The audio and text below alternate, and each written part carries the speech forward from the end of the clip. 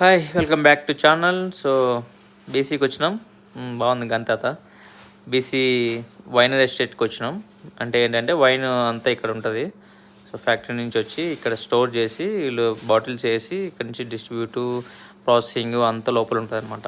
So what ever ఏమని చేస్తారో but లోపలికి వెళ్ళలేదు. కానీ లోపలికి వెళ్ళాలంటే ముందే బుక్ చేసుకోవాలంట. బయట వ్యూ మాత్రం మామూలుగా లేదు. జింకలు కూడా ఉన్నాయి.